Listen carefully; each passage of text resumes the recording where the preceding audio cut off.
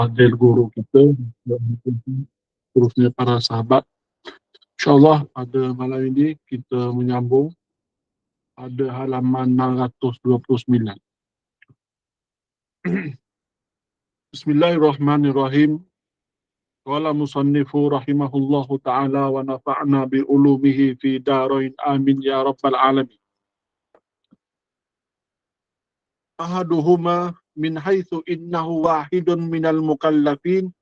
فمن هذه الجهة تفصل الأمر في حقه إلى الأحكام الخمسة. والثاني من حيث صار فعله وقوله وأحواله بيانا وتقريرا لما شرع الله إذا انتصب في هذا المقام. فأقول كلها والأفعال في حقه إما واجب وإما محرم، ولا ثالث لهما لأنه من هذه الجهة مبين والبيان واجب لا غير. فإذا كان مما يفعل أو يقال كان واجب الفعل على الجملة، وإن كان مما لا يفعل فواجب الترك حسب ما يتقرر بعد بحول الله، وذلك هو تحريم الفعل. لكن هذا بالنسبة إلى المقتدى به إنما تعين حيث توجد مظنة البيان.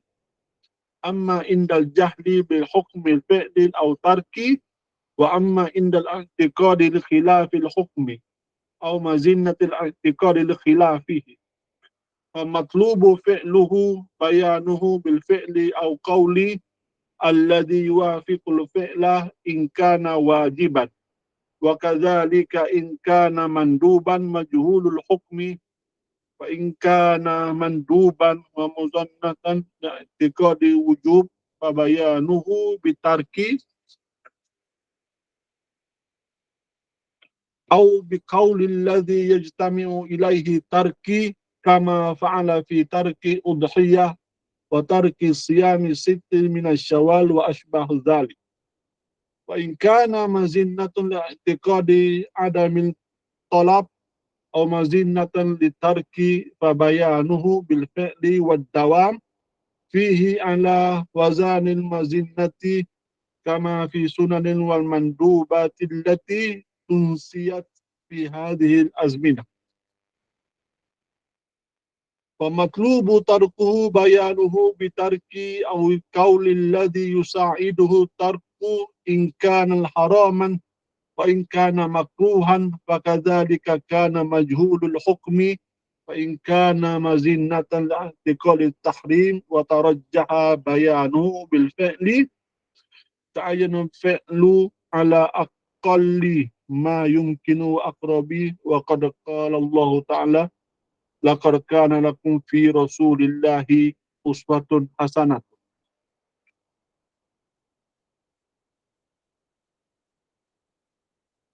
وقال: فلما قضى زيد منها وطرا زوجناكها. وفي الحديث مشبه جنبا قوله: وأنا أصبح جنبا وأنا أريد الصيام.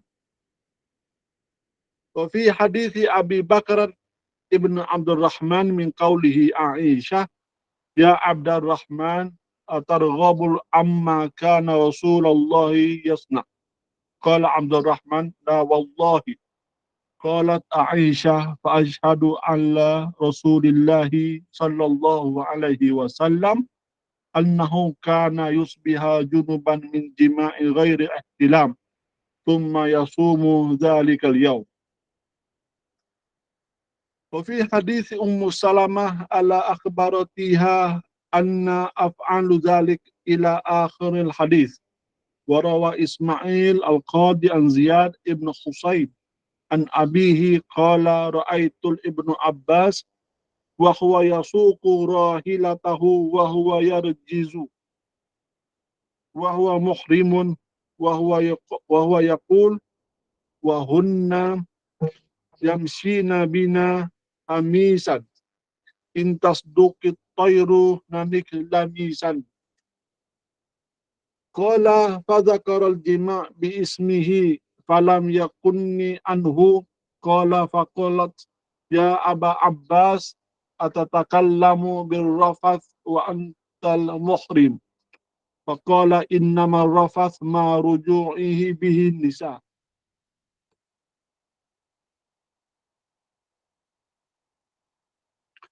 كأنه رأى مزنة هذا الاعتقاد فنفاده بذلك قولي بيانا لقوله تعالى ولا رفث ولا فسوق الآية وأن رفث ليس إلا ما كان بين الرجل والمرأة وإن كان مزنة لاعتقاد الطلب أو مزنة لأن يثابر على فعله فبيانه بترك الجملة إن لم يكن له أصل أو كان له أصل لكن في الإباحة أو في نفي الحرج في الفعل كما في سجود الشكر عند المالك وكما في غسل اليد قبل الطعام حسب ما بينه المالك في مسألة العبد الملك ابن الصالح وسيأتي إن شاء الله. وعلى جملة فالمراعى هنا مواضع طلب البيان الشافي مخرج عن الأطراف وانحرافات الراد إلى صراط المستقيم. ومن تأمل سير سلف الصالح في هذا المعنى تبين له ما تقرر بحول الله ولا بد من بيان هذه الجملة بالنسبة إلى الأحكام الخمسة أو بعضها حتى يظهر فيها الغرض مطلوب والله مستعان والله أعلم.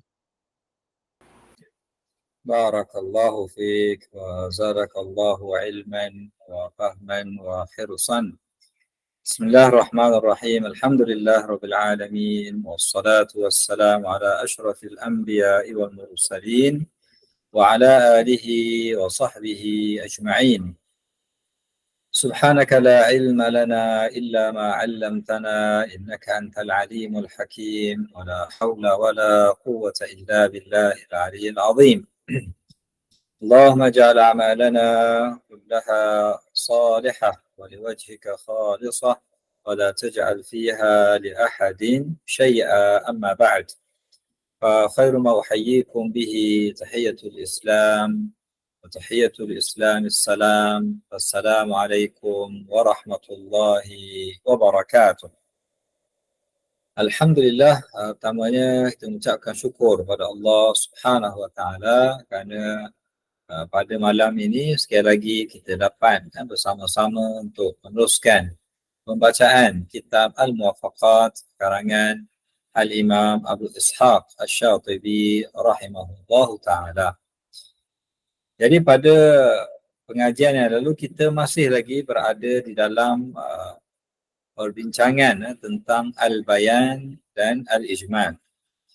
Jadi Imam Asy-Syatibi rahimahullahu taala telah menjelaskan bahawa yang memberikan bayan, yang memberikan penjelasan ini adalah Nabi SAW, kemudian para ulama yang merupakan warasatul anbiya juga mempunyai peranan yang sama, iaitu menyampaikan, memberikan penjelasan kepada umat manusia. Maka dengan itu menjadi satu kewajipan kepada para ulama, para mufti untuk memberikan penjelasan tersebut bukan hanya dengan kata-kata tetapi juga dengan al-fa'il, iaitu perbuatan. Itu yang masih lagi kita akan bincangkan, iaitu bayan dengan al-qaul wal-fa'il. Sebagaimana Nabi SAW memberikan bayan dengan al-qaul dan juga bayan dengan al-fa'il, perbuatan, maka begitulah juga dengan para ulama, menjadi tanggungjawab pada mereka untuk memberikan penjelasan bayan dengan kata-kata dan juga perbuatan. Jadi ini yang akan dibincangkan pada pasal ini, iaitu di mana bagi seorang alim itu dia ada dua iktibar. Kalau kita lihat pada fakrah ini, kita boleh tengok kepada af'al dan aqwal ulama itu kepada dua sudut kita boleh lihat. Ahaduhuma, yang pertamanya dari sudut min haitsu innahu wahidun minal mukallafin. Ulama ni walaupun dia ulama, dia adalah mukallaf juga. Bukan kita kata ulama dia tidak mukallaf, dia pun salah seorang daripada umat manusia, orang Islam yang mukallaf, yang diberikan tanggungjawab. Famin hadhil jihah, kalau kita lihat pada sudut ini, dia seorang mukallaf, yatafassalul amru fi haqqihi ila al-ahkamil khamsah. Maka kita akan katakan pada dia ini bahawa dia mempunyai 5 hukum yang biasa. Yang mana satu perbuatan itu sama ada mungkin boleh jadi wajib pada dia, boleh jadi makruh, boleh jadi haram, boleh jadi sunat, boleh jadi mubah. 5 hukum. Itu kalau kita lihat dari sudut dia tu mukallaf. Tapi kalau kita lihat dari sudut satu lagi jihah, iaitu dia ini min haitsu wa thani min haitsu sara fa'luhu wa qawluhu wa ahwaluhu bayanan wa taqriran lima syara'a Allah azza wa jalla. Kalau kita tengok dari sudut dia tu sebagai seorang penjelas, maknanya seorang yang berikan bayan, penjelasan dan takrir pada semua kata-kata dia, perbuatan dia dan keadaan dia, ahwal dia. Orang semua akan tengok. Kalau dia buat, kita akan buat.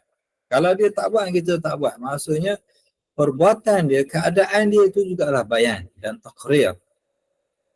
Mengapa begitu? Kerana dia telah idzan tasaba fi hadzal maqam, iaitu dia telah menjadi salah seorang daripada ulama yang diikuti. Apabila dia diikuti, dia kena jaga kata-kata dia, perbuatan dia dan semua keadaan dia.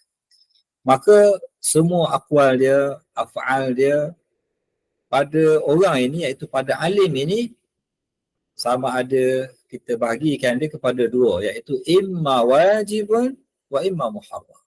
Dan tidak ada yang ketiga. Jadi kalau dia sebagai mukallaf, kita kata ada 5 hukum.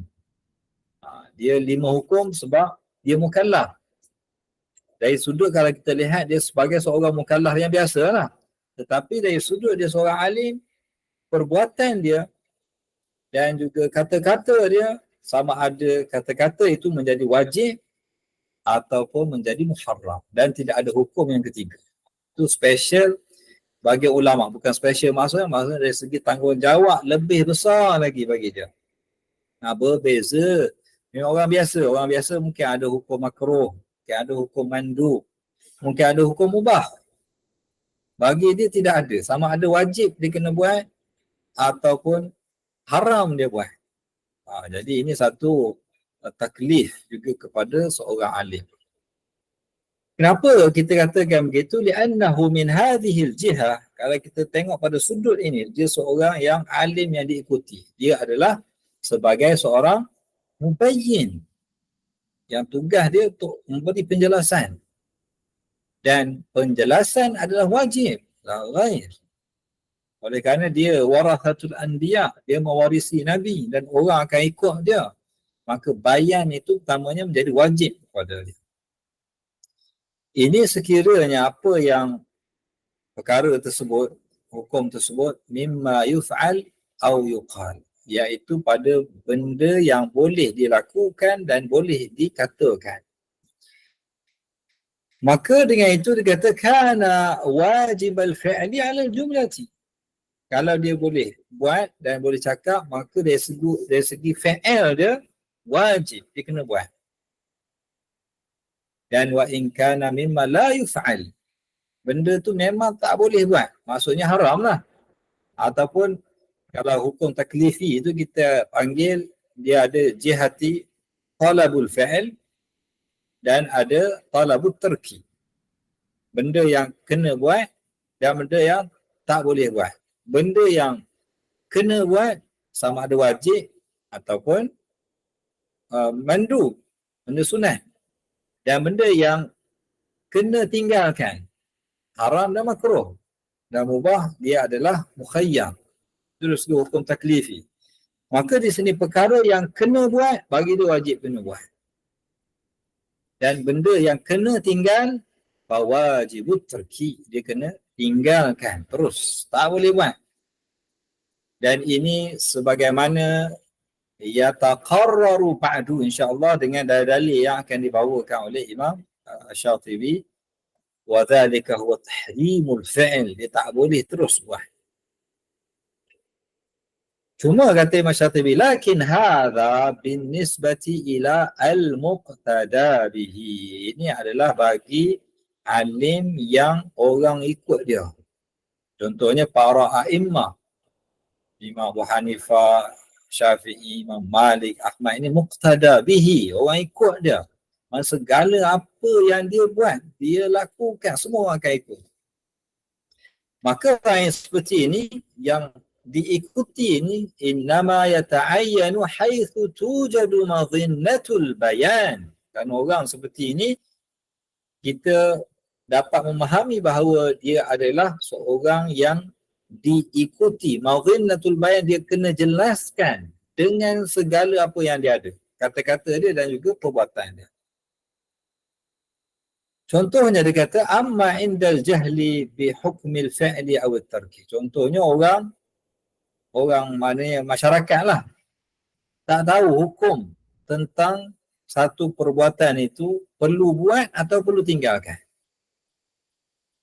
Jadi kalau perlu buat, dia wajib kena buat. Kalau benda tu tinggal, dia wajib kena tinggal.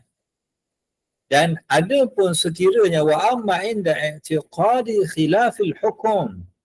Contohnya masyarakat mempunyai satu i'tiqad lah, maksud satu kepercayaan bahawa benda ni bercanggah dengan hukum yang sepatutnya. Maka dia kena jelaskan. Tugas dia penjelasan. Au madhinna i'tiqad, ataupun orang mungkin akan menganggap hukum tersebut secara sebalik. Mana syarak kata begini tapi masyarakat faham begini. Maka bagi alim ini kena jelaskan. Maka dalam keadaan ini, apabila perkara yang perlu dia kena buat, fal matlubu fi'luhu. Maka dalam keadaan seperti ini, maka bagi imam ini, bagi alim ini, dia kena buat, tunjukkan. Bayanuhu bil fi'li awil qawli. Hendaklah dia jelaskan dengan fi'il dia, perbuatan dia. Dan juga kata-kata dia, alladhi yuwafiqul fi'la in kana wajiban. Qaul dia yang sama dengan perbuatan sekiranya perkara itu adalah perkara yang wajib. Dan begitu juga sekiranya hukum tersebut, hukum perbuatan itu mandub. Cumanya masyarakat tak tahu benda itu mandub, ataupun sangka benda itu wajib dan sebagainya, ataupun tak tahu langsung benda itu adalah perkara yang disunatkan. Majhulal hukum, tak diketahui hukumnya adalah mandub. Maka fa'in kana manduban, dan sekiranya perkara itu adalah mandub, wa madhinnatan li'tiqadil wujub, dan dia menjadi satu anggapan bahawa ia adalah wajib. Benda itu sunat tapi masyarakat kata ini wajib. Maka apa perlu dilakukan oleh alim ini? Fabayanuhu bitarki, dia kena tinggal perkara yang sunat tersebut. Walaupun benda itu sunat, memang sabit dalam Sahih Bukhari, dalam Sahih Muslim, dia kena tinggalkan. Sebab apa? Sebab masyarakat tadi anggap benda tu wajib. Dia kena jelaskan dengan perbuatan dia, dengan kata-kata dia, benda ni sebenarnya sunat saja, bukan wajib. Au bil qawli alladhi yajtami'u ilaihi tark, ataupun kata-kata yang menunjukkan ia perlu ditinggalkan. Dengan perbuatan dia dan juga kata-kata dia. Ini contohnya apa yang dilakukan oleh para sahabat ataupun para salaf. Kama fa'ala fi tarkil udhiyati. Udhiyah ni mana korban pada hari raya korban. Mana melaksanakan korban ini, hukum dia sunat, bukan wajib. Tapi sekiranya masyarakat menganggap korban dia wajib, dan ini berlaku kalau kita pergi negara-negara Arab, sebahagiannya lah, contoh kat Maghribi lah. Mereka ni tahap melihat korban ni macam wajib dah. Mesti setiap keluarga ada yang korban. Kalau tak ada tu mereka mungkin kadang-kadang akan pinjam duit, pinjam dengan bank. Nak beli korban. Mereka bila sebut korban tu kambing lah biasanya, beli kambing. Dan yang lebih teruk lagi, pinjam dengan duit riba, bank konvensional. Sebab apa nak beli kambing untuk korban? Sebab apa mereka melihat bahawa korban tu dah jadi satu perkara yang wajib. Jadi orang alim, dia kena jelaskan ini benda sunat, bukan benda wajib. Buat apa sampai tahap ambil duit riba nak buat benda sunat? Jadi itu kewajipan. Kalau sekiranya masyarakat menganggap itu adalah kewajipan sedangkan benda itu sunat, maka alim ni tadi perlu jelaskan. Dan sama juga dalam para salafus salih antara Imam Malik meninggalkan siyamus sit min Syawal. Puasa 6. Puasa 6 ni kita tahu memang dia sunat berdasarkan hadis-hadis yang sahih, malih. Mana kita tidak meragui kesahihan hadis puasa 6. Tetapi para ulama ini mereka tinggalkan. Sebab apa dia kata? Sebab masyarakat ada yang menganggapnya adalah berkaitan dengan Ramadan. Maknanya macam tak sah puasa Ramadan kalau tak puasa 6 Syawal. Sampai ke tahap itu. Jadi mana mereka dah menjadikan puasa 6 ni mesti kena disertai dengan puasa 6. Jadi para ulama kena jelaskan. Jelaskan pertamanya dengan kata-kata dan juga dengan perbuatan dia. Mana kalau dia diikuti, contohnya dalam kes ini Imam Malik, dia bagi fatwa, maknanya tak disunatkan. Maka orang faham bahawa puasa 6 itu bukan wajib. Contohnya kalau tak ada lah fatwa Imam Malik ni, mungkin masyarakat dah beratus-ratus tahun ni kata semua ulama setuju, semua buat, maka orang akan mengatakan wajib. Itu juga mazinnah, dia ada satu mana zan disyaki bahawa masyarakat akan menganggapnya wajib. Jadi itu bagaimana para ulama perlu melihat kepada anggapan masyarakat kepada satu-satu hukum tersebut. Dan begitu juga sekiranya mazinnatan li'tiqadi adami talab. Sama juga dengan sekiranya masyarakat menganggap perkara tersebut tak dituntut, tak payah buat. Au mazinnatan litark. Masyarakat kata yang ni hukum dah haram, tak boleh buat atau perlu ditinggalkan. Maka yang ni juga para ulama kena buat pula. Kalau tadi tak boleh buat, yang ni dia kena buat. Walaupun benda tersebut i'tiqad. Contohnya benda ni orang kata tak boleh buat ataupun benda ni makruh ataupun benda ni syarak haramkan, maka dia kena buat nanti seperti akan dia nyatakan. Contohnya kahwin dengan isteri, bekas isteri lah, bekas isteri anak angkat. Dulu zaman jahiliah, apabila mereka ada anak angkat, anak tabani ni, mereka tak boleh kahwin lah dengan isteri anak tabani, macam kahwin anak, macam kahwin isteri pada anak dia. Contoh dah anak dia, ceraikan isteri. Isteri tersebut macam isteri anak dia sendiri. Jadi Islam membatalkan perkara tersebut. Nanti akan dibawakan contoh. Jadi bayanuhu bil fa'il, maka jelaskan dengan perbuatan bahawa anak angkat ni bukan anak sendiri. Bukan anak bin nasab. Dia tak sama hukum dia. Buat dia anak angkat saja. Jadi macam mana boleh jadikan seperti anak sendiri? Jadi bila dah boleh, dalam nanti hukum tu, boleh kahwin dengan bekas isteri anak angkat, menunjukkan bahawa anak angkatnya bukan sama hukum dia macam anak sendiri. Maka fabayanuhu bil fa'il wad dawami fihi ala wizanil madhannati. Maka alim ini perlu melihat dan mengikut kepada apa yang disyaki ataupun madhinnah ni, apa yang dianggap anggapan umum oleh masyarakat bagaimana. Kama fi sunani wal mandubat allati tunusiyat fi hadhihi al-azman. Sama juga dengan perkara-perkara yang sunnah yang telah dilupakan. Tunusian, terlupa. Dalam kitab-kitab sunnah ada, tapi tak ada orang buat. Maka menjadi kewajipan kepada alim ini untuk buat. Ini sunnahnya begini. Kalau dia tak buat, macam mana orang nak tahu benda tu sunnah? Khususnya masyarakat, dia tak baca pun kitab-kitab sunnah ni. Semua yang bacanya, yang habis khatam ni, siapa? Para ulama' ni lah. Jadi kalau ulama' pun tak buat perkara-perkara sunnah yang ada dalam kitab-kitab sunnah ni, siapa lagi yang nak buat? Jadi menjadi, Imam Syatibi nak kata, menjadi kewajipan kepada para ulama' ini untuk menghidupkan sunnah-sunnah yang telah mati atau telah dilupakan ini. Dia kata, fi hadhil azminah, pada zaman-zaman terakhir ni. Itu zaman Imam Syatibi. Zaman Imam Syatibi pun dah banyak, maknanya ikut kata dia tu, yang telah dilupakan. Jadi apatah lagi zaman kita sekarang ni, lagilah jauhnya dan banyak sunnah-sunnah yang tidak dihidupkan.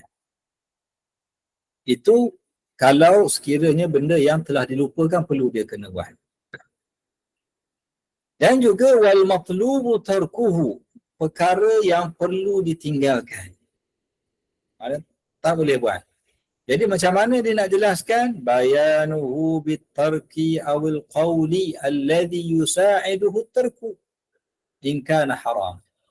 Kalau benda tu memang benda yang haram dan perlu ditinggalkan, dia kena tinggal dengan perbuatan dia. Dia sendiri tak boleh buat lah. Utamanya. Dan juga kata-kata dia juga yang menunjukkan bahawa perkara yang perlu ditinggalkan sekiranya perkara yang haram. Sudah pasti.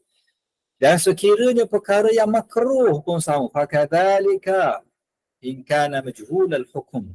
Sekiranya tidak diketahui hukum, perkara itu adalah makruh. Dan sekiranya fa in kana madhinnatan li'tiqad at-tahrim. Sekiranya perkara itu, perbuatan itu ada yang menganggapnya adalah haram sedangkan dia bukan haram, contoh, maka tarajjaha bayanuhu bil fi'l, dia kena jelaskan dengan perbuatan dia. Maka di sini ta'ayyana al fi'lu ala aqalli ma yumkin wa aqrabihi, maka perbuatan dia tu dah menjadi wajib dah. Tu yang Imam Syatibi yang cerita ni, para ulama ni mempunyai hukum yang berbeza dengan orang awam. Maknanya perbuatan dia, qaul dia menjadi wajib sebagai dari sudut bayan dia, wajib dia kena buat. Dan wajib dia kena tinggalkan apa yang perlu ditinggalkan. Sebab itu Allah Ta'ala menyatakan, laqad kana lakum fi rasulillahi uswatun hasanah. Kalau riwayat kita baca uswah, warsnya dia baca iswatun hasanah. Adalah ikutan yang hasanah, yang baiknya Nabi SAW sama juga dengan para ulama, merupakan iswah ataupun uswah, menjadi ikutan. Jadi dari sudut ikutan ini, sebab itu dia jadi wajib. Benda yang sunat pun jadi wajib pada dia. Benda wajib itu memang dah wajib lah. Dan benda yang makruh juga kadang-kadang menjadi haram bagi dia untuk melakukan, untuk memberikan penjelasan. Contohnya dalam ayat ini, Nabi SAW yang telah mengambil Zaid sebagai anak tabani, tadi yang kita sebut, anak angkat. Jadi masyarakat menganggap bahawa bila seorang itu mengambil anak angkat, maka hukum dia sama seperti anak sendiri. Jadi kalau anak sendiri tak boleh kahwin contohnya dengan bekas isteri anak dia. Maka Allah Ta'ala kata, falamma qada Zaidun minha wataran zawwajnakaha. Maka apabila selesai Zaid, maknanya telah menceraikan isterinya, maka Allah Ta'ala telah, dalam ayat ini Allah Ta'ala sendiri telah zawwajnakaha, telah memberikan kebenaran ataupun telah mengahwinkan Nabi SAW dengan Zainab. Jadi kalau kita lihat di sini, ini adalah satu perbuatan. Sedangkan Nabi SAW sendiri pun kalau dapatlah dia ada pilihan, mungkin dia pun mungkin tak kahwin, tapi sebagai satu penjelasan Allah Ta'ala telah menetapkan hukum tersebut dan Nabi SAW telah melakukannya untuk membatalkan mazinnah tadi, mana anggapan bahawa anak angkat sama macam anak sendiri. Maka Allah Ta'ala telah batalkan anggapan tersebut yang ada pada zaman jahiliah. Maka anak angkatlah anak angkat, bukan anak sendiri.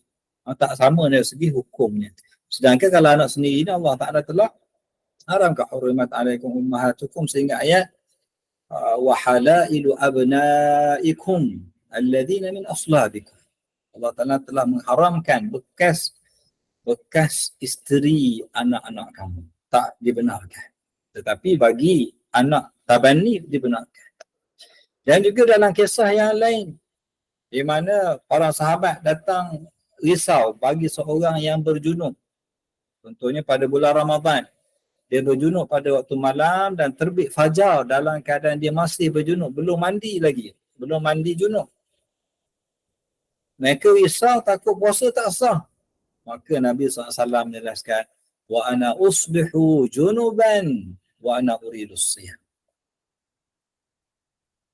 Maknanya dengan perbuatan Nabi SAW, aku sendiri berjunub. Bukan nak cerita kata kamu boleh puasa. Aku sendiri pun berjunub dan aku puasa pada hari tersebut. Tak ada masalah. Jadi mana penjelasan itu dengan kata-kata dan ini perbuatan. Dan juga dalam kisah Aisyah radhiyallahu taala anha dalam masalah yang sama, kes yang sama. Dia mengatakan kepada Abdul Rahman ini bahawa adakah kamu atarghabu amma kana Rasulullah sallallahu alaihi wasallam yasna'? Targhabu amma, mana adakah kamu tak suka dengan apa yang dilakukan oleh Rasulullah sallallahu alaihi wasallam? Abdul Rahman kata, la wallahi. Maknanya pastinya sebagai seorang Muslim, maknanya mencintai dan meredai apa yang dilakukan oleh Rasulullah sallallahu alaihi wasallam. Maka Aisyah mengatakan, aku bersaksi bahawa Nabi SAW kana yusbihu junuban min jima'in ghairi ihtilam. Nabi SAW sendiri dengan perbuatan dia telah berjunub dengan jima' bukan sebab mimpi.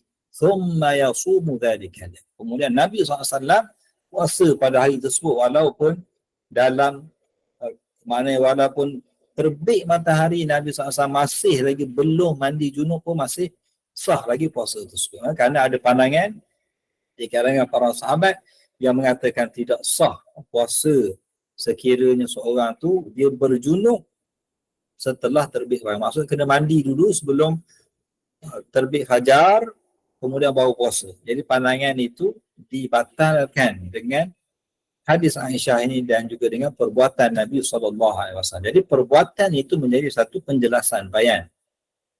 Dan juga hadis Ummu Salamah juga menyatakan dalam masalah yang sama, tidak ini kisah yang sebelum ini kita menyatakan bahawa apabila bertemu khitanain maka kena mandi. Itu dari segi ucapan dan juga dari sudut perbuatan. Ummu Salamah jelaskan, maknanya Nabi SAW sendiri melakukan perkara tersebut. Maknanya mandi apabila telah bertemu khitanain. Dan juga dalam ini cerita kisah yang lain pula, iaitu kisah Ibn Abbas. Ini juga dengan perbuatan. Bagaimana Ibn Abbas nak menjelaskan perkara yang mungkin orang salah faham. Ataupun dia nak menjelaskan dengan perbuatan dia bahawa benda itu boleh dilakukan.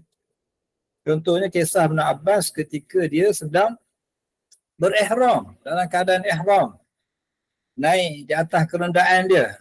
Bukan naik kereta lah, malah naik unta lah. Sebab hamisan tu unta nanti.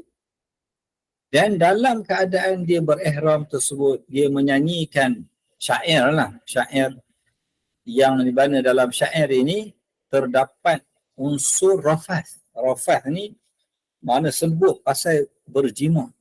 Jadi seorang yang berihram dalam Al-Quran kata tak boleh. La rafatha wa la fusuqa. Mana tak boleh melakukan rafath, mana yang menyebut perkara-perkara yang berkenaan dengan jima'. Tapi dalam syair ini Ibn Abbas dalam keadaan dia berihram, dia sebut pasal jima'. Dalam wahunna yamshina bina hamisan in tasduqit tayru nanik lamisan. Jadi sahabat dia ni, sahabat kepada Ibn Abbas dia ataupun anak murid dia, jadi peliklah macam mana Ibn Abbas boleh bercakap perkara yang rafah ini berkenaan dengan jima' ini tanpa menggunakan kinayah, tidak menjelaskan. Yang anak murid dia qala fa dzakara al-jima' bismihi. Dia kata Ibn Abbas sebut jima' tu dengan nama jima' tu sendiri, nanik lamisan. Falam yukanni anhu, sepatutnya biasanya guna lafaz-lafaz yang kinayah, mana tidak menggunakan lafaz yang hakikat. Maka anak murid Ibn Abbas ni tanya kepada dia, ya Aba Abbas, ni kunyah Ibn Abbas, atatakallam birrafah wa anta muhrim? Adakah kamu bercakap perkara yang berkenaan dengan jima' ini dalam keadaan kamu berihram? Maka yang ni yang nak menyatakan oleh Imam Syatibi di sini, iaitu Ibn Abbas sebenarnya nak menjelaskan dengan perbuatan dia, dengan kata-kata dia, bahawa yang ini bukan rafah. Innamar rafathu ma ruji'a bihin nisa. Rafah yang dikatakan perkara yang sebut pasal jima' ni adalah sekiranya kamu bercakap dengan wanita sendiri, dengan isteri kamu, berkenaan dengan perkara jima'. Yang ini yang tak dibenarkan di dalam ihram. Adapun kalau kamu tengah naik unta, tak ada pun orang perempuan, maka yang tu tak termasuk. Ka'annahu ra'a madhinnata hadzal i'tiqad. Seolah-olahnya dia nampak orang dah salah faham tentang maksud rafah, sehingga tak boleh cakap terus. Fanafahu bidzalikal qaul. Maka dia telah melakukan, seolah sengaja membacakan syair tersebut, bayanan liqaulihi ta'ala fala rafatha wala fusuqa wala jidala fil hajj. Nak jelaskan apakah yang dimaksudkan dengan rafath, yang dimaksudkan dalam ayat tersebut, bahawa sesungguhnya anna rafath laisa illa ma kana baina ar-rajuli wal mar'ah. Rafath iaitu apa yang berlaku antara suami dan isteri, iaitu yang dikatakan rafath.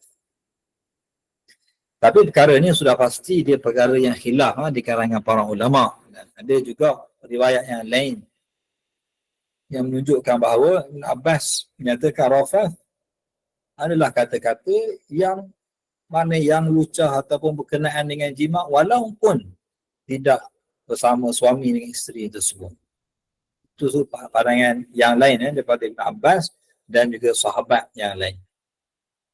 Tapi Imam Syatibi bawa sini nak cerita bagaimana perbuatan Ibn Abbas itu sendiri. Tengok macam janggal, tapi itulah kerja orang alim. Kena jelaskan benda yang boleh, benda yang tak boleh dengan perbuatan dan kata-kata. Wa in kana madhinnatan bi'tiqad at-talab.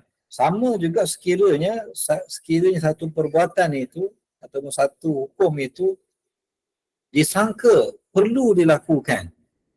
Atau madhinnatan bi an yuthabara ala fi'l, ataupun mesti yuthabar, maknanya mesti kena bersabar, kena buat, kena bersungguh-sungguh untuk melakukannya. Maka dijelaskan dengan bitarki jumlatan, hendaklah ditinggalkan secara semua sekali, secara mutlak, jumlatan, sekiranya perkara itu memang tidak ada asas syarak sekali pun. Tak ada langsung dalil menunjukkan benda itu disunnahkan, diperintahkan. Lam yakun lahu aslun, tak ada asal pun. Ataupun kana lahu aslun, ada asal tapi min babi al-ibahah, lakin fi al-ibahah. Ini ibahah ni juga Imam Syatibi dah bincang, iaitu ibahah yang bermaksud nafil haraj atau fi nafil haraj fi fi'l, maknanya bukan yang disuruh untuk dibuat. Contohnya dikatakan seperti sujud syukur. Ini juga perkara yang agak pelik lah. Sujud syukur pun tak boleh buat kan? Tapi itu pandangan Imam Malik. Bila orang menyangkakan bila setiap kali dapat je nikmat sujud syukur, dah jadi wajib macam tu. Luluh biasa sujud syukur, luluh biasa mandu sujud syukur. Dulu apa lepas tu, mana Imam Malik kata, adakah Nabi SAW buat begitu? Adakah Abu Bakar buat begitu? Adakah setiap kali? Dia kata tidak ada. Jadi tinggalkan. Itu pandangan Imam Malik. Kerana dia melihat di sana ada mazinnah li'atiqad talaq.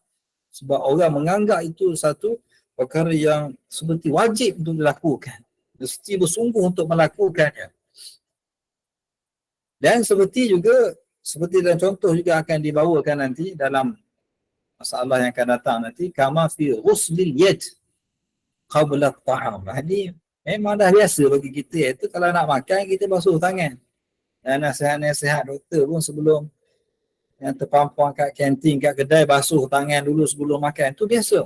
Tapi Imam Malik tak bagi. Kenapa? Sebab bayan. Dia kata fi ghuslil yad qabla at-ta'am. Nanti akan cerita dia, dia akan bawa cerita dia panjang, bukan panjang lah, ceritanya yang agak lengkap. Hasbama bayyanahu Malik fi mas'alati Abdul Malik bin Salih wa sa'tati insyaallah ta'ala. InsyaAllah nanti mungkin hari ini tak sempat lagi, cerita tu dia banyak lagi pada masalah yang ketujuh nanti insyaAllah.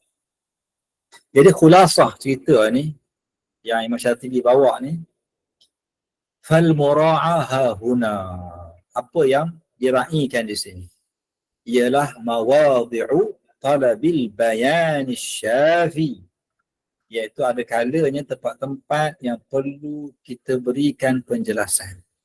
Bayan yang syafi, yang jelas, penjelasan yang cukup selengkapnya. Al-mukhriji 'anil atraf wal inhirafat, yang mengeluarkan daripada atraf ni lebih macam tatarruf, melampau. Orang memahami satu perkara tu melebihi pada had yang sepatutnya. Ataupun inhirafat, penyelewengan kepada pemahaman satu hukum syarak. Maka orang alim ini perlu apa? Ar-radi ila as-siratil mustaqim. Dia kena bawa masyarakat kembali kepada siratal mustaqim, jalan yang betul, jalan yang lurus, hukum yang benar. Dan siapa yang melihat kepada sirah para salafus salih pada makna ini, maka akan jelas baginya apa yang telah kita bincangkan sebentar tadi dengan izin Allah Ta'ala. Maka oleh itu, fala budda min bayani hadhil jumlah, maka perlu dijelaskan jumlah ini, kaedah ini, mengikut kepada ahkam al-khamsah, wajibnya, mandubnya, ataupun mubahnya, makruhnya dan haramnya, atau ba'dihha, ataupun sebahagian daripadanya, sehinggalah yazhara fiha al-gharadu al-matlub, sehingga jelas pada kita tujuan yang dimaksudkan. Wallahul musta'an, hanya bagi Allah Ta'ala sahaja tempat kita memohon pertolongan. Wallahu a'lam. Okey, boleh faham? Tafadhal. Boleh. Bismillahirrahmanirrahim. Al-mas'alatu sadisatu. Al-mandubu min haqiqatil istiqrarihi manduban. Allah yusawwa bainahu wa bainal wajib la fil qawli wa la fil fi'li. Kama la yusawwa bainahuma fil i'tiqadi fa inna suwiya bainahuma fil qawli awil fi'li. Fa'ala wajhin لا يخل بالاعتقاد وبيان ذلك بأمور أحدها أن تسوية في الاعتقاد باطلة باتفاق، بمعنى أن يعتقد فيما ليس بواجب أنه واجب.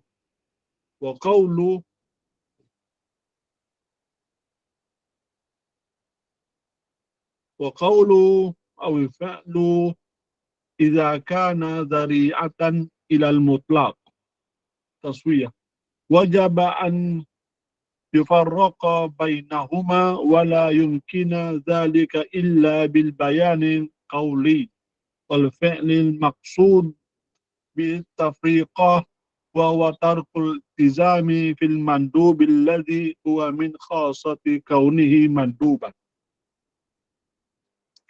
والثاني أن النبي صلى الله عليه وسلم بعث هاديا ومبينا للناس ما نزل إليهم، وقد كان من شأنه ذلك في مسائل كثيرة كالنهي عن الإفراد يوم الجمعة بصيام أو ليلة بقيام، وقوله لا يجعل أحدكم للشيطان حظا من الصلاة. بينه الحديث ابن عمر. قال واسع ابن حبان وابن حبان انصرفت من قبل الشق الأيسر، فقال لي عبد الله بن عمر ما منعك أن تنصرف عن يمينك؟ قلت رأيتك فانصرفت إليك.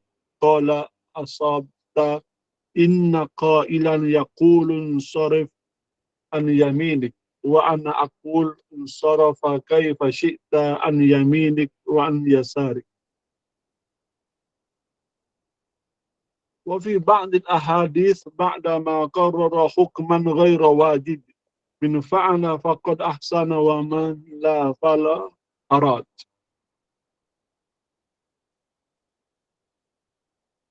وقال أعرابي هل علي غيرهن؟ قال لا إلا أن تطوع. وقال لما سئل عن تقديم بعض الأفعال الحج على بعض مما ليس تأخيره بواجب لا حرج. وقال راوي فما سئل يومئذ عن شيء قدم أو أخر إلا قال افعل ولا حرج، مع أن تقديم بعض الأفعال على بعض مطلوب لكن لا على الوجوب. ونهى صلى الله عليه وسلم أن يتقدم رمضان بيوم أو يومين، وحرم صيام يوم العيد، ونهى عن التبتل مع قوله تعالى وتبتل إليه تبتيلا. ونهى عن الوصال، وقال خذوا من العمل ما تطيقون، مع أن الاستكثار من الحسنات الخير، إلى غير ذلك من الأمور التي بينها بقوله وفعله وإقراره مما خلافه مطلوب، ولكن تركها وبينه خوفا أو أن يصير من قبيل آخر في الاعتقاد. ومسلك آخر وهو أن النبي صلى الله عليه وسلم كان يترك العمل وهو يحب أن يعمل به خشية أن يعمل به الناس فيفرض عليه. قالت عائشة وما صبح النبي صلى الله عليه وسلم صبحة الضحى قط وإني لأستجبها. قال قام ليالي من رمضان في المسجد فاجتمع إليه الناس يصلوا بصلاته ثم كثروا فترك ذلك وعلل بخشية الفرد. ويحتمل الوجهين أحدهما أن يفرض بالوحي وعلى هذا جمهور الناس، والثاني في معناه وهو الخوف أن يظن فيها أحد من أمته بعده إذا دوام عليها الوجوب، وهو تأويل المتمكن. والثالث أن الصحابة رضي الله تعالى عليهم عملوا على هذا الاحتياط في الدين لما فهموا هذا الأصل من الشريعة، وكانوا أي من يقتدى بهم فتركوا أشياء، وأظهروا ذلك ليبينوا أن تركها غير قادح وإن كانت مطلوبة. ومن ذلك ترك العثمان رضي الله تعالى عنه qasra fi safari fi khilafatihi. Wa qala inni imamun nas fayanzuru ilayya al-a'rabu wa ahlul badiyah usalli rak'atain. Fayaqulun hakadha farida. Wa aktsaru al-muslimin ala anna al-qasr al-matlub. Wa qala Hudzaifah ibn Asid syahidtu Aba Bakr wa Umar wa kana la yudhhina mukhafata an yuran nas annaha wajibatun. Wa qala al-Bilal la ubali anna udhiya bi kabshatin aw badikin. Wa Ibnu Abbas annahu kana yashtari lahman bidirhamaini yawmal adhiya. Wa yaqulu Ikramah man sa'alaka faqul hadhihi udhiyatul Ibnu Abbas wa kana ghaniyan. Wa qala ba'duhum inni la'atruka udhiyati wa inni liman aysarakum mukhafata an yazunnu jiran annaha wajibah. Wa qala Abu Ayyub al-Ansari kunna nudhi anin nisa'i wa ahlina falamma tabaha an-nasu bidzalika taraknaha. Wala khilafa fi anna al-udhiyata al-matlubah. Wa qala Ibnu Umar fi salati ad-duha innaha bid'ah. Wa humilu ala ahadil wajhain imma annahum kanu yusallunaha jama'atan wa imma afzadan ala hay'atin nawafili fi aqabil faraidi.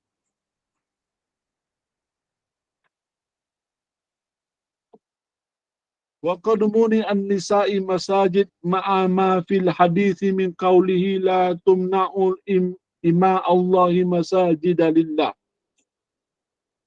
Masajidan lima ahdathna fi khurujihinna wa lima yukhafu fihin.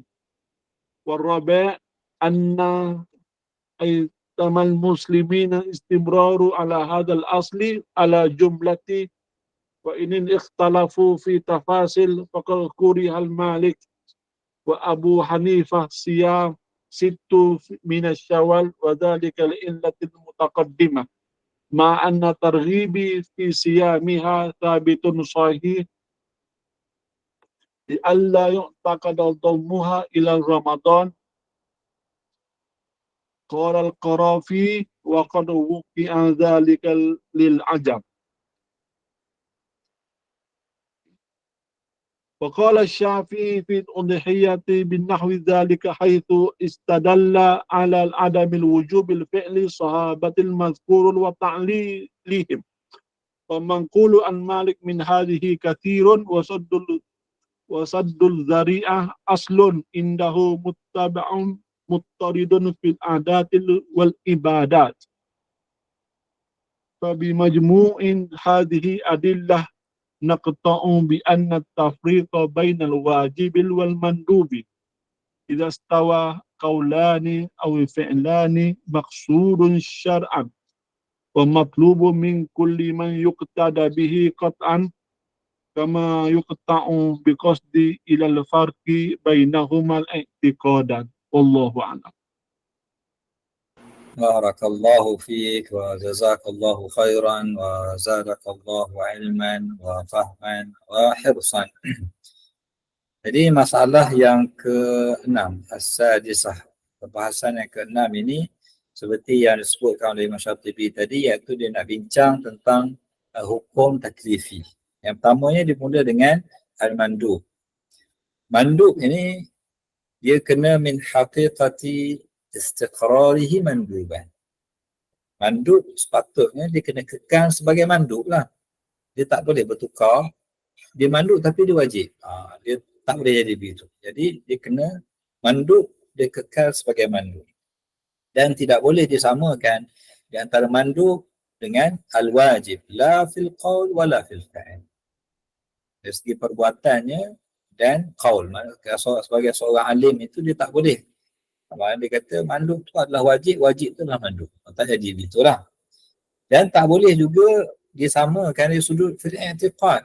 Mana i'tiqad saya manduknya wajib dan wajib tu adalah manduk. Tak boleh juga begitu. Dan sekiranya disamakan antara kedua-duanya, sama ada fil qaul atau fi'l, fa'ala wajhin la yukhillu bil i'tiqad. Kalau nak disamakan tapi bukan dari sudut i'tiqad. Ada sudut, mungkin sebelum ni Masyarakat dah bincang juga bagi orang yang suka beramal. Bukan suka lah, maksudnya memang suka beribadah dan sebagainya. Dia mewajibkan diri dia untuk buat tapi dia tahu benda tu sunat. Itu tak ada masalah. Tapi yang ni masalahnya bila masyarakat tu menganggap benda yang sunat tu wajib atau benda yang wajib tu sunat. Itu menjadi masalah. Dan penjelasan ini banyak dia punya penjelasan yang akan dijelaskan. Pertamanya, at-taswiyah, menyamakan di antara mandub dengan wajib ini adalah i'tiqad yang batilah bittifaq. Maknanya tak betul lah. Mana boleh dia kata mandub tu sama dengan wajib ataupun wajib tu adalah mandub.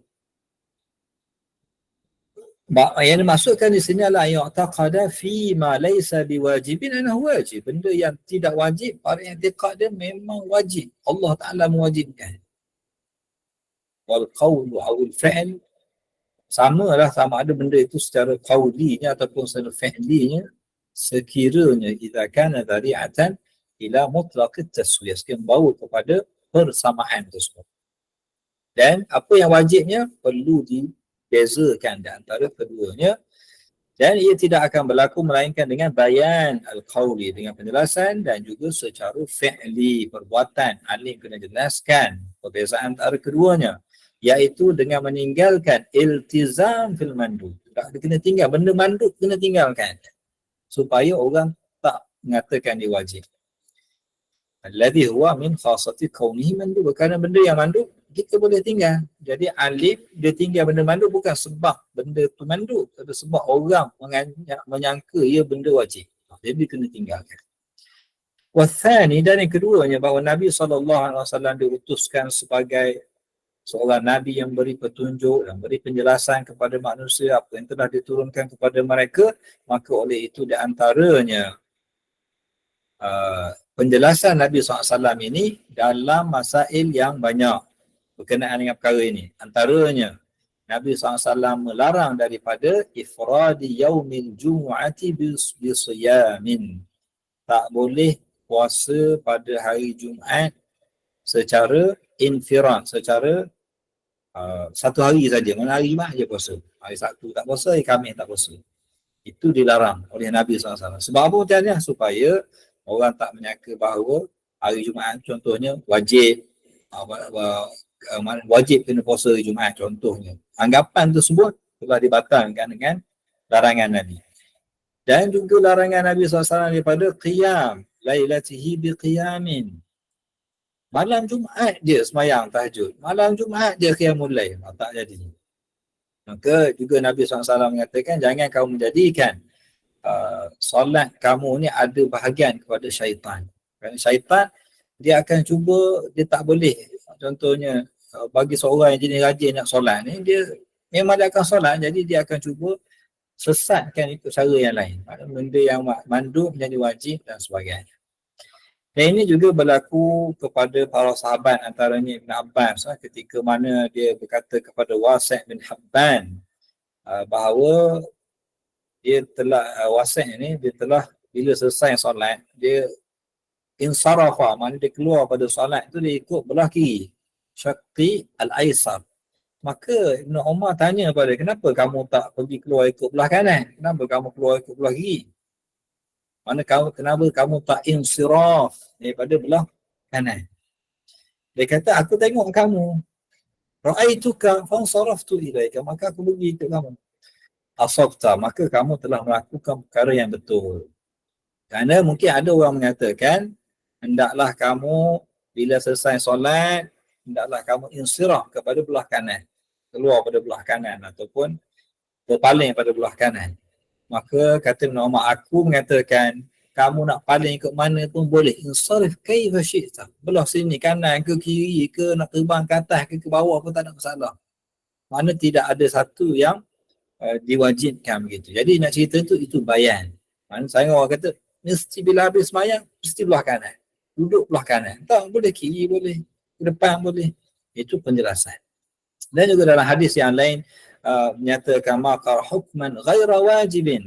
Dalam hadis Nabi SAW juga menyatakan siapa yang buat faqad ahsan. Ini menunjukkan benda ni benda sunat. Wa man la fala haraj. Siapa yang tak buat tak ada masalah. Itu menunjukkan bahawa ada perkara yang sunat. Mesti dijelaskan bahawanya sunat bukan wajib. Bukan bila kita kata sunat wajib semua orang kena buat. Dan juga hadis Arabi yang menyatakan bila ditanya pasal apa yang dia perlu kena buat, Nabi SAW menyatakan pasal salat 5 waktu dan juga rukun Islam. Dia kata ada tak yang lain lagi? Dia kata la illa anta tawwa. Jadi benda wajib, wajib. Benda tatawwa, tatawwa. Benda mandubat, mandubat. Tak boleh kita campur. Wajib jadi sunat, sunat jadi wajib. Dan juga ketika mana ditanya mengenai perkara-perkara dalam haji, af'alul hajj. Ada yang orang buat awal, ada buat lewat. Maka Nabi SAW lah, tak ada masalah. Maknanya menunjukkan ini benda tak ada matlub. Maknanya diperintahkan tapi bukan wajib. Sehingga rawi mengatakan tidak ada apa yang ditanyakan pada hari tersebut yang diawalkan ataupun diakhirkan, melainkan Nabi SAW kata if'al walah, buatlah, tak ada masalah. Walaupun kita mengetahui bahawa kadang-kadang benda itu kalau ditakdimkan, diawalkan ataupun diakhirkan ada dia punya makhluk dia diminta. Tetapi kadang-kadangnya lakin la 'alal wujub, bukan perkara yang wajib. Kalau kita tengok benda itu kalau wajib, contohnya Nabi SAW jelaskan, contohnya Nabi SAW melarang.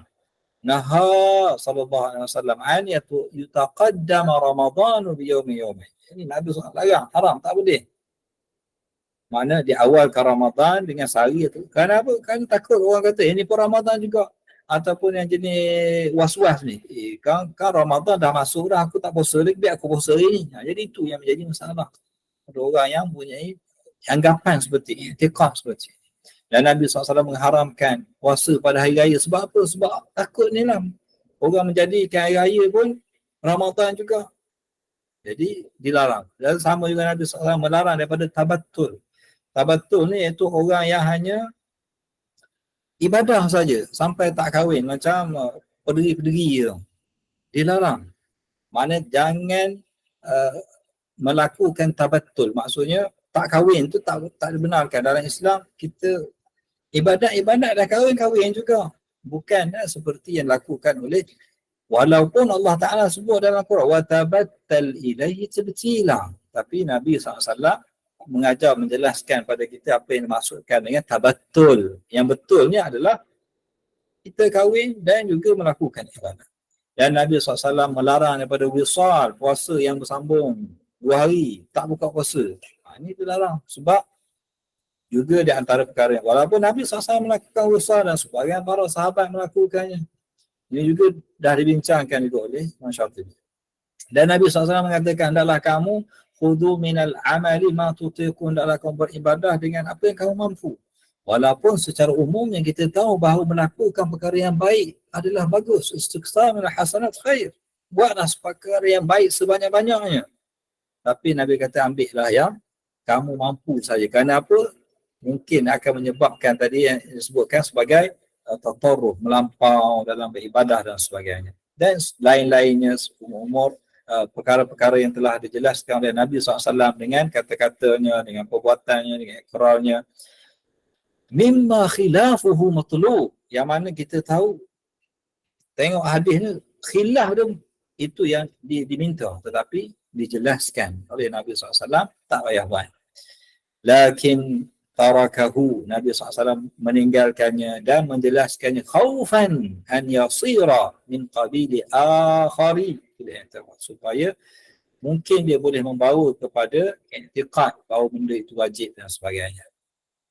Dan satu lagi masalah yang lain, iaitu bahawa Nabi SAW meninggalkan satu perbuatan dalam keadaan wahuwa yuhibbu an ya'mal, dalam keadaan baginda nak buat perkara tersebut, tapi dia tinggal. Kenapa? Khasyata an ya'mala bihin nas, dia takut manusia buat kemudian diwajibkan pada mereka. Seperti dalam hadis Aisyah yang menyatakan bahawa Nabi SAW tidak pernah melakukan salat duha qattu. Wa inni la astahibbuha, dan sungguhnya aku mencintainya. Nabi SAW takut buat satu ibadah, kemudian orang anggap benda itu adalah wajib. Jadi itu di antara rahmat Nabi SAW. Manakala Nabi SAW tak jelaskan, jadi banyak perkara wajib yang dikenakan kepada umatnya. Tapi Nabi SAW meraihkan keadaan tersebut. Antaranya juga contoh ketika mana Nabi SAW telah bangun malam pada bulan Ramadan di masjid. Kemudian para sahabat berhimpun sembahyang bersama dengan Nabi SAW. Kemudian semakin ramai pula malam kedua. Nabi SAW fataraka dhalika, tinggalkan perbuatan tersebut. Kenapa?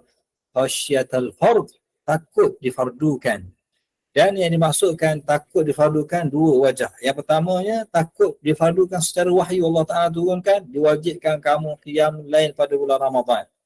Wa hadha jumhurun nas. Takut dengan, ataupun maksud wajah yang kedua, fi ma'nah wa huwa al-khawf an yadhunna fiha ahadun min ummatihi. Takut ada pula orang mengatakan oleh kerana Nabi SAW semayang pada tiap-tiap malam bulan Ramadan secara berjemaah, maka semayang tarawih ini adalah wajib. Idza dawama 'alaiha al-wujuba, takut orang menganggap ia wajib. Dan ini juga takwil yang boleh berlaku. Kemudian antara lagi yang lain, orang sahabat juga beramal dengan perkara ihtiyat dalam agama ini apabila mereka memahami dalam syariah ini yang mereka adalah merupakan para a'immah yang diikuti, mereka meninggalkan beberapa perkara. Fataraku asya. Apa? Wa azharu dhalika, dan mereka menjelaskan mereka, aku tinggalkan perkara ini kerana takut perkara itu dianggap sebagai perkara yang wajib. Antaranya Sayyidina Uthman meninggalkan salat qasar pada waktu safar ketika dia menjadi khalifah. Kenapa? Kerana dia takut. Dia kata, aku ni imam, aku ni orang ikut, tengok aku, ada orang Arab, ada Abaliyah, tengok aku semayang 2 rakaat, maka mereka kata semayang hanya 2 rakaat. Jadi dia tinggalkan semayang qasar. Kita tahu qasar ni dibenarkan, sunnah Nabi dalam Quran pun bagi. Tapi ditinggalkan. Dan kita tahu aktsarul muslimin ala anna al-qasra matlub. Dan qasar ni adalah perkara yang dituntut oleh syarak. Dan begitu juga kalau kita lihat contoh yang lain. Hudzaifah. Kata Hudzaifah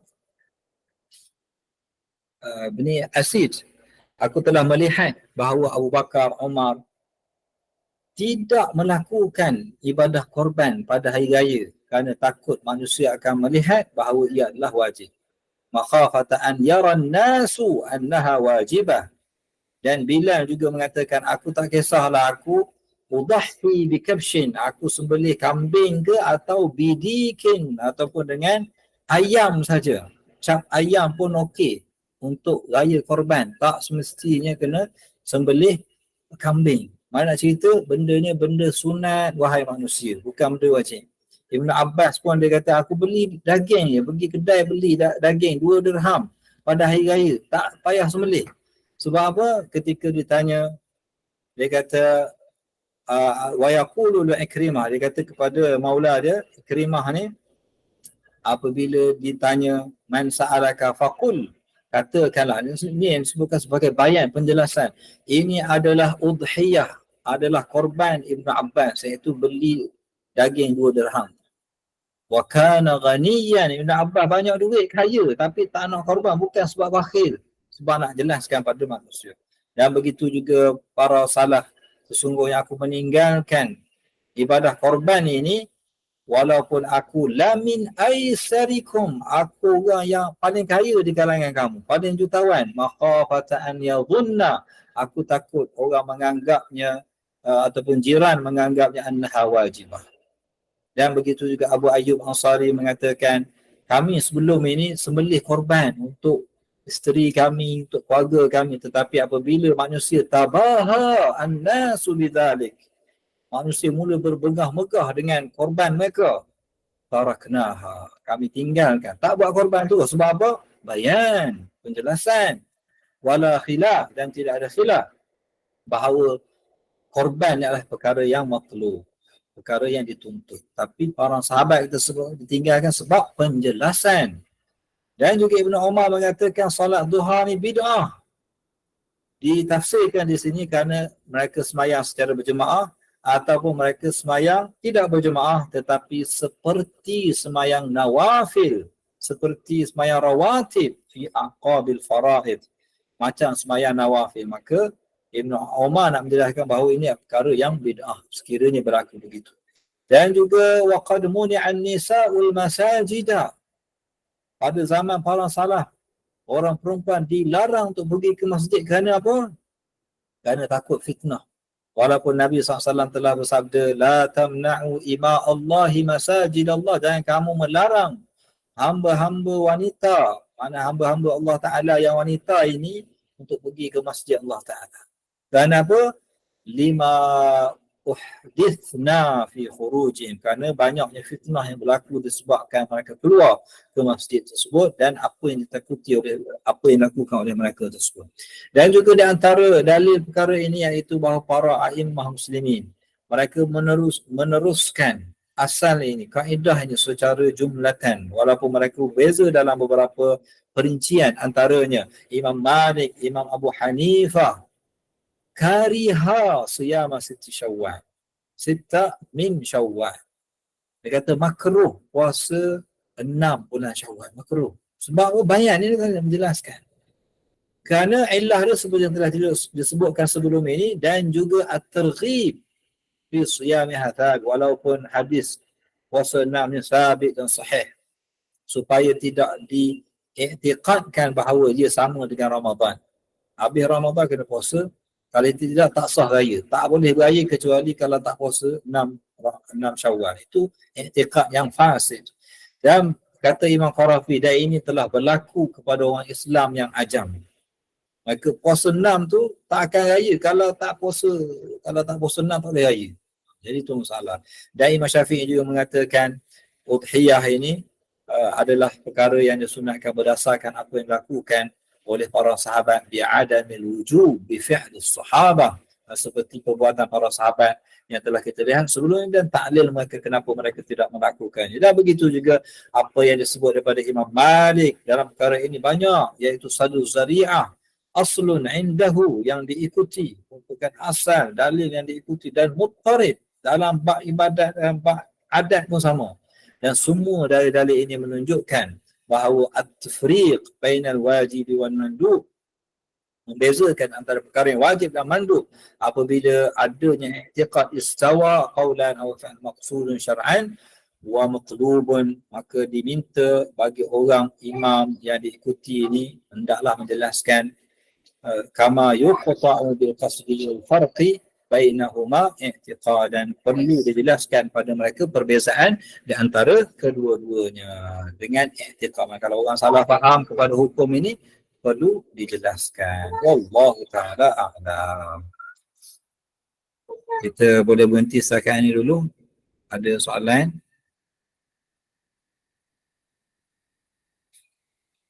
Okey, kalau tak ada kita boleh tangguh dulu majlis kita dengan tasbih kafarah dan surah Al-Asr. Subhanakallahumma wa bihamdika asyhadu an la ilaha illa anta astaghfiruka wa atubu ilaik. Bismillahirrahmanirrahim. Wal 'asri innal insana lafi khusr illa alladhina amanu wa 'amilus salihati wa tawassaw bil haqqi wa tawassaw bis sabr. Aqulu qawli hadha wa astaghfirullahal 'azim li wa lakum ولسائر المسلمين والمسلمات وبالله التوفيق والهداية والسلام عليكم ورحمة الله وبركاته. Terima kasih semua. Assalamualaikum.